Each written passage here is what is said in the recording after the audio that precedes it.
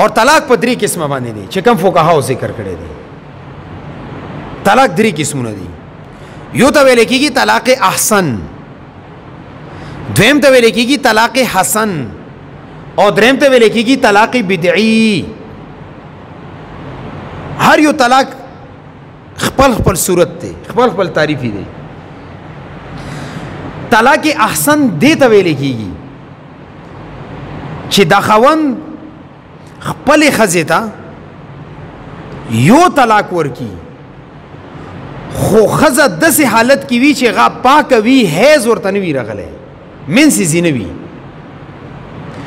اور یا داسې طهر کې پاکوالی کې طلاق ورته ورکی چې دی ورسره خپل صحبت نه وي کړی، کوروالی ورسره نه وي کړی، چې دې دوران کې کم طلاق ورکی دیتا طلاق احسن ویلې کېږي. وخت اعتبار سره پاکوالی کې طلاق ورکول، هغه پاکوالی چې هغه کې ورنه خپل شرعي ضرورت نه وي پوره کړی، صحبت ورسره نه وي کړی، اور تعداد په عدد اعتبار سره یو طلاق ورکول، نه چې یو طهر کې یو طلاق ورکی، هغه ښځې باندې یو حیض راغلو، بل حیض راغلو، بل حیض راغلو، عدت یې تیر شو، بل ځای کې دې د نکاح کول جایز دي.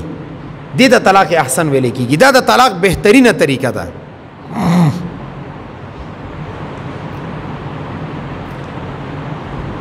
اور طلاق حسن دې ته ویل کېږي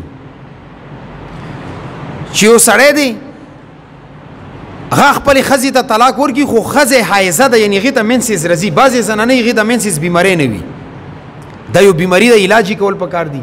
او چې کومې ښځې ته منسز نه راځي، هغې اولاد نه پیدا کېږي، هغې علاج دی خپل.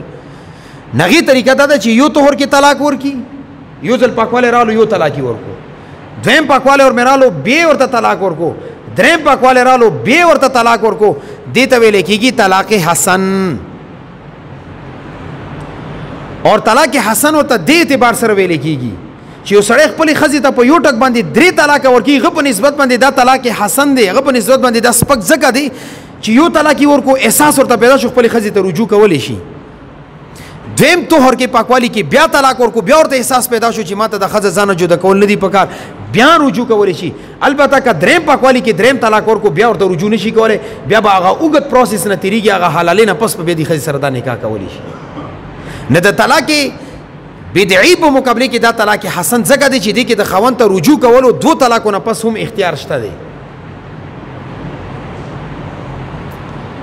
ځکه ورته طلاق حسن ویل کېږي.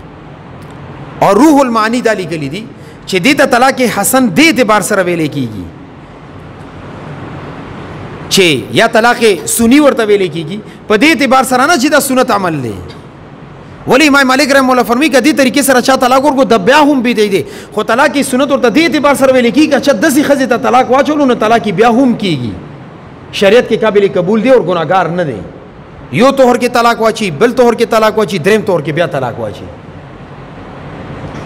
او دریم قسم دی طلاق بدعي. دا اول دو قسمونه چې کم ما بیان کو چې د دې خلاف کم طلاق ورکې هغه طلاق بدعي دی. مثال په تور باندې زید اور هنده د خپله کې ښځه او خاوند دي، زید لګیا شو هندي ته په یو کلمې سره درې طلاقه واچولو. مثال په تور باندې زید لګیا شو هندي ته دا ویلو چې ته په درو طلاقو سره طلاق یې، درې طلاقه وشو، دا طلاق بدعي دی. اور یا درو الفاظ درو الگ الگ ځان ځان له جملو سره طلاق ورته واچي. مثال په تور باندې زید خپلې ښځې هندي ته دا وایي چې ته په ما باندې طلاق یې، بیا ورته وایي چې ته په ما باندې طلاق یې، بیا ورته وایي چې ته په ما باندې طلاق یې. دا درې جملې بیل بیل وایي، دا طلاق بدعي دی. زما په دې خبر مې تاسو پوهېږي؟ یا داسې ورته وایي دوه طلاقه واچي په یو کلمې سره واچي. داسې زید لګیا شو هندي خپلې ښځې ته دا ویلو چې ته په دوه طلاقو سره ما باندې طلاق یې، دا طلاق بدعي دی. یا دو طلاق ورته واچي خو بیل بیل جملې سره واچي، ځان ځان له جمله استعمال کی.